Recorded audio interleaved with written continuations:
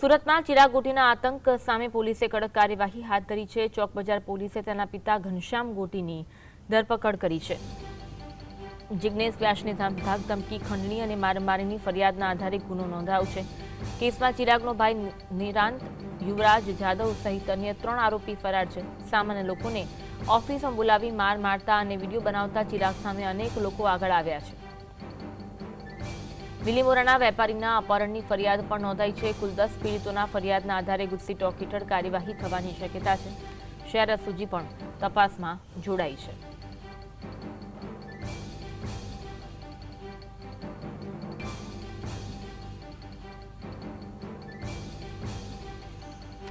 જિગ્નેશ વ્યાસની ધાકધમકી, ખંડણી અને મારામારીની ફરિયાદના આધારે ગુનો નોંધાયો છે। કેસમાં ચિરાગનો ભાઈ નિરાંત યુવરાજ જાદવ સહિત અન્ય 3 આરોપી ફરાર છે। સામાન્ય લોકોને ઓફિસમાં બોલાવવામાં આવ્યા છે। માર મારતા, વિડીયો બનાવતા ચિરાગ સામે અનેક લોકો આગળ આવ્યા છે।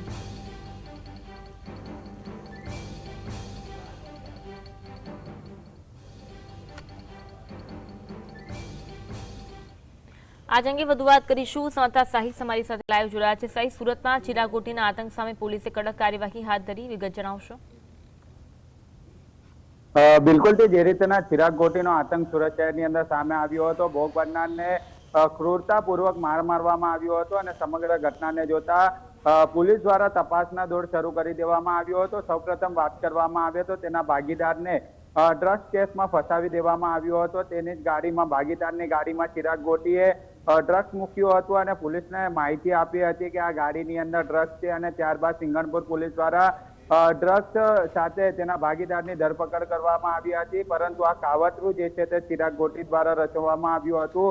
એ સમગ્ર કેસની તપાસ જે છે તે એસઓજીને સોંપવામાં આવી હતી અને એસઓજીની ટીમ દ્વારા તપાસ શરૂ કરવામાં આવી હતી। ત્યારે આરોપી ચિરાગ ગોટી ની ધરપકડ કરવામાં આવી હતી અને ચિરાગ ગોટીની સામે એક પછી એક હવે ગુના દાખલ થઈ રહ્યા છે। ત્યારે આજે ચોક બજાર પોલીસ સ્ટેશનની અંદર ચિરાગ ગોટીના પિતા જે છે તે ઘનશ્યામ ગોટીના વિરુદ્ધમાં ગુનો દાખલ થતા ઘનશ્યામ ગોટીની ધરપકડ કરવામાં આવી છે। કારણ કે જે દ્રશ્યો જોવા મળી રહ્યા છે, જે ભોગ બનનારને ઘરની અંદર બંધ કરી બંધક બનાવી માર મારવામાં આવતા હોય છે અને માર મારી વિડીયો પણ જે છે તે બનાવવામાં આવતો હોય છે। એક પછી એક વિડીયો સામે આવતાની સાથે જ હવે પોલીસ દ્વારા તપાસ શરૂ કરવામાં આવી છે। શહેર પોલીસ કમિશનર અનુપમસિંહ ગેહલોત દ્વારા સૂચના આપવામાં આવી છે કે કોઈ પણ જો ભોગ બનનાર ફરિયાદી પોલીસ સ્ટેશનમાં આવે તો તેની ફરિયાદ નોંધી ચિરાગ ગોટી સહિત તેમની ગેંગ સામે કડક કાર્યવાહી કરવામાં આવે। નવસારીની અંદર પણ ચિરાગ ગોટીની સામે ફરિયાદ નોંધાઈ છે તેવી વાત અત્યારે સામે આવી રહી છે અને તેના પિતા ઘનશ્યામ ગોટી પણ ક્યાંક ને ક્યાંક 10 લાખ રૂપિયાની માંગણી કરવામાં આવી હતી અને તે